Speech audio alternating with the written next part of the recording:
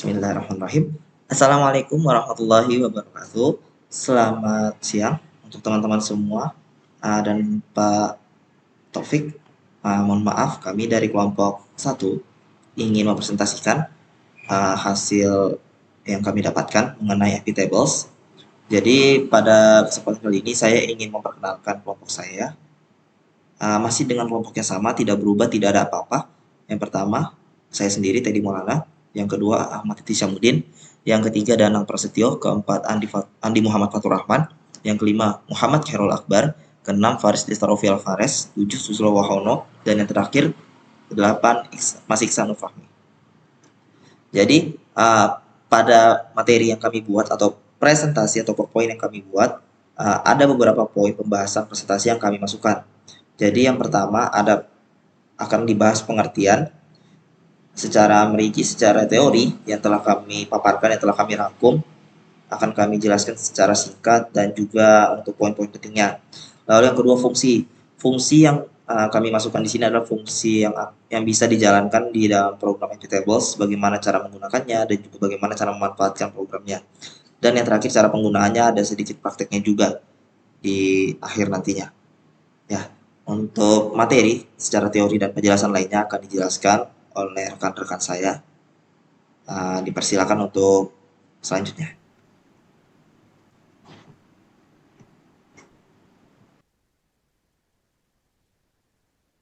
Bismillahirrahmanirrahim. Assalamualaikum warahmatullahi wabarakatuh.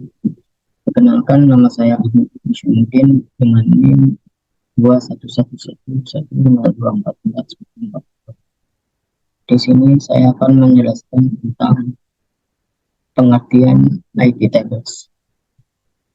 IP tables adalah salah satu tools firewall pada sistem operasi Linux. Fungsi IP tables adalah mengamankan jaringan dengan melakukan penyaringan trafik pada server FPS tanpa panel. Dengan IP tables, Anda dapat mengatur lalu lintas jaringan, termasuk mengizinkan atau memblokir koneksi yang masuk, keluar, atau sekedar melewati server. Pada IP tables, Anda bisa membuat aturan pada server untuk mengelola jenis paket yang dapat diterima, mengatur trafik berdasarkan asal dan tujuan data, mengelola port, dan lainnya.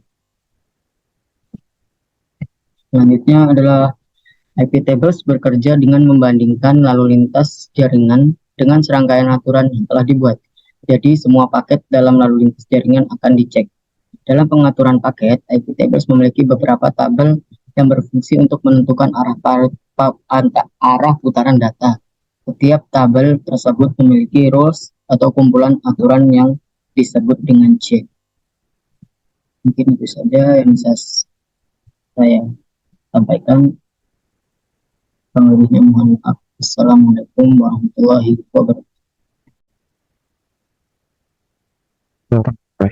Assalamualaikum warahmatullahi wabarakatuh. Kenalkan, nama saya Ihsan Fahmi. Di sini saya akan melanjutkan penjelasan dari teman saya sebelumnya. Sini pertama, tabel filter. Tabel ini nanti digunakan untuk menyaring paket yang masuk, keluar, ataupun yang hanya lewat. Seperti itu. Caranya dengan menggunakan beberapa aturan, yaitu yang pertama ada accept, kemudian ada reject, drop, kemudian ada lock. Accept itu untuk menerima paket yang masuk, kemudian reject itu sendiri untuk menolak atau memblokir paket yang masuk, kemudian drop untuk memutuskan koneksi paket, kemudian yang terakhir ada lock, ini untuk mencatat paketnya itu sendiri.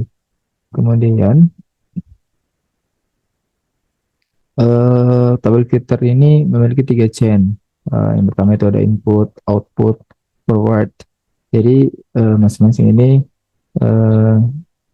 input ini menangani semua paket yang masuk ke server. Kemudian untuk output ini menangani semua paket yang keluar dari server. Kemudian sedangkan forward ini untuk menangani paket yang diteruskan melalui server. Kemudian kedua, table NAT,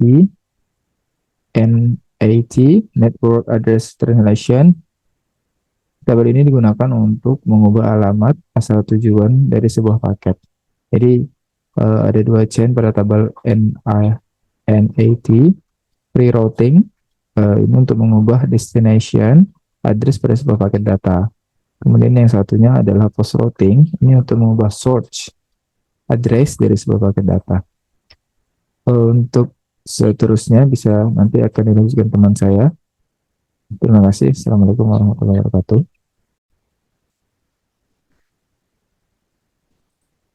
Ketiga, tabel manual. Tabel ini digunakan untuk melakukan penghalusan pada proses pengaturan paket dan memiliki kemampuan untuk menggunakan semua chain yang ada pada IP table di atas.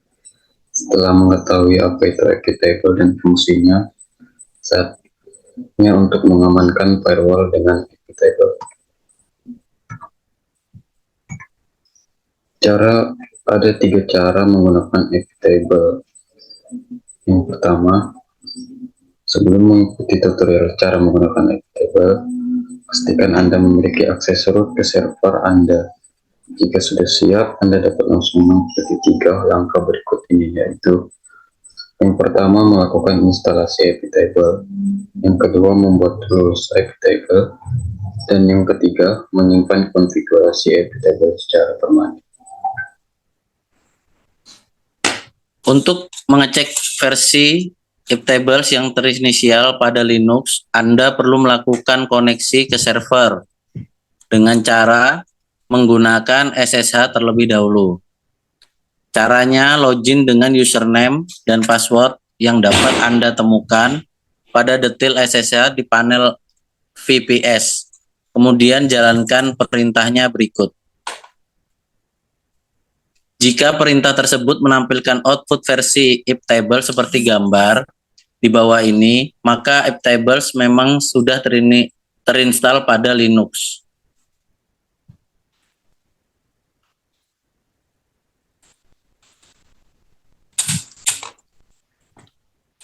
Namun jika outputnya berupa command not found,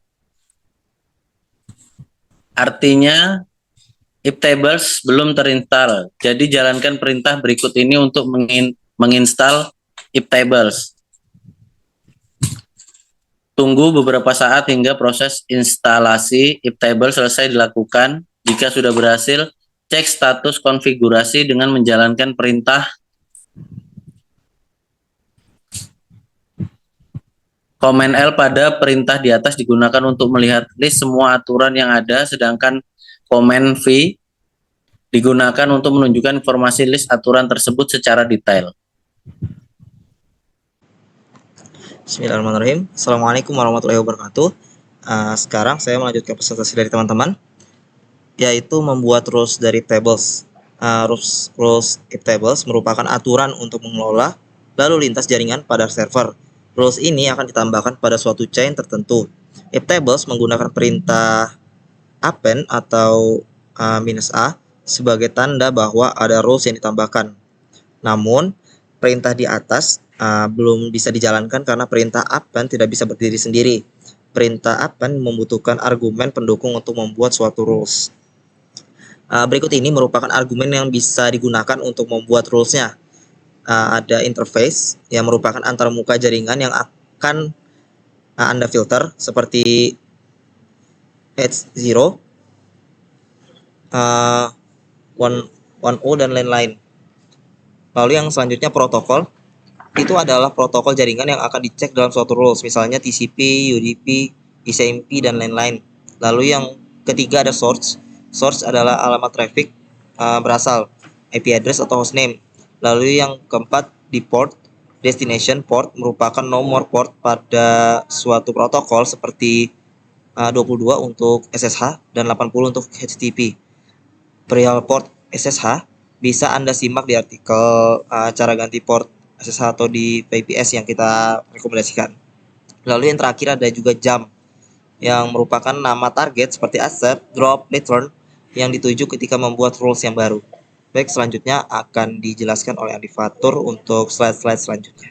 Baik, bismillahirrahmanirrahim. Assalamualaikum warahmatullahi wabarakatuh. Saya Andi Muhammad Fatur Rahman, Prodi Teknik Informatika kelas malam. Di sini saya akan menjelaskan dan mempresentasikan terkait dengan tugas atau proyek yang sudah kita kerjakan pada sore hari. Baik, saya akan melanjutkan presentasi yang sudah disampaikan oleh teman saya sebelumnya. Di sini kita bisa melihat sama-sama bahwa bagaimana ketika kita mengaktifkan traffic pada localhost. Untuk itu kita perlu mengizinkan traffic pada localhost dengan menjalankan perintah sebagai berikut. Sudo iptables min a input min i lo min accept. Nah, kemudian perintah di atas ini memastikan koneksi antara database dan aplikasi web pada localhost bisa berjalan dengan baik. Selanjutnya,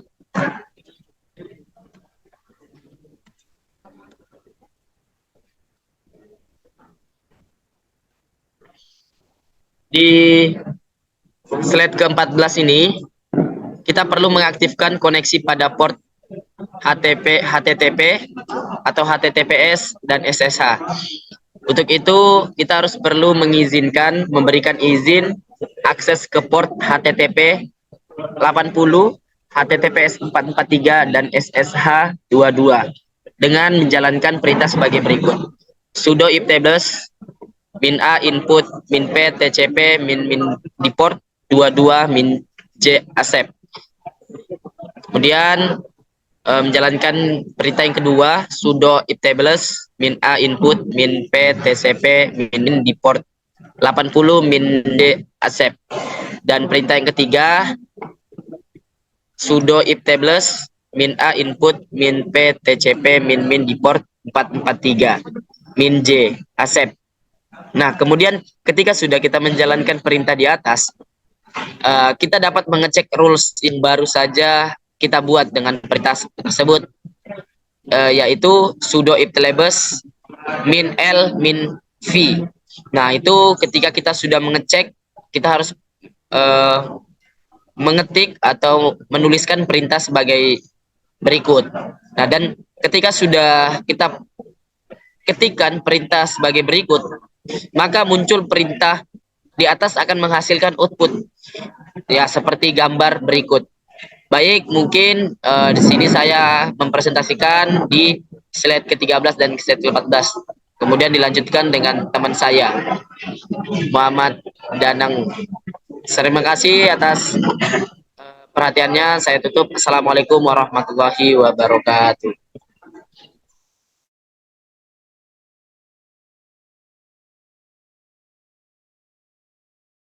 Oke, saya akan melanjutkan presentasi dari Muhammad Andi Fatur, teman saya sebelumnya. Jadi sini akan menjelaskan lanjutannya, yaitu tentang menyimpan konfigurasi iptables secara permanen.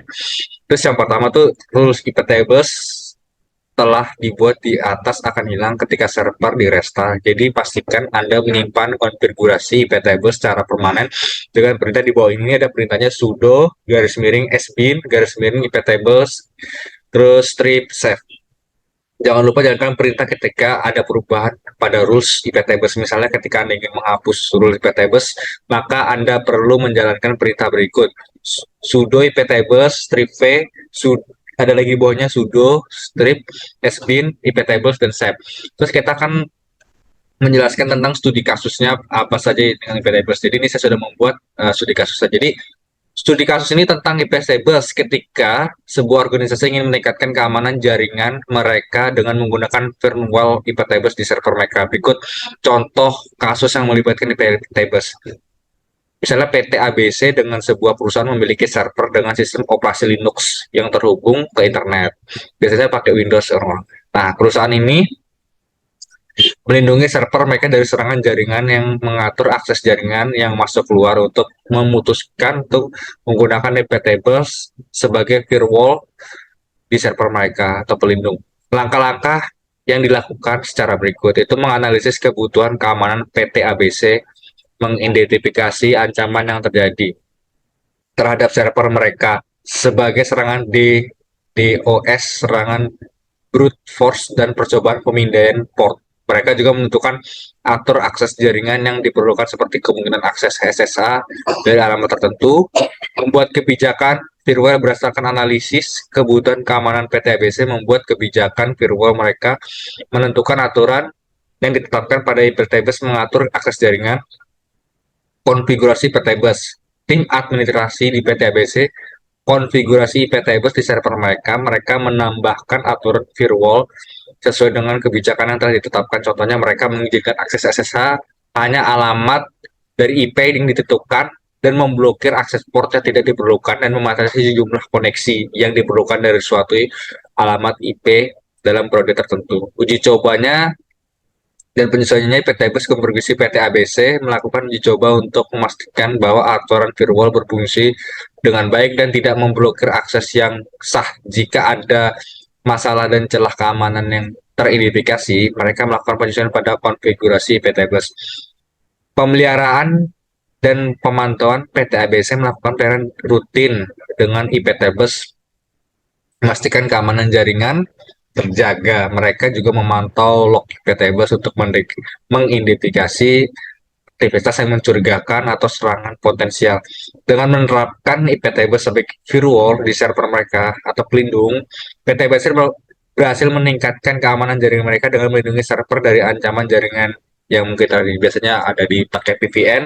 Mereka mengakses server mereka tidak bisa memakai VPN. Jadi seperti itu penjelasan singkat tentang studi kasusnya dari saya Danang Pastio.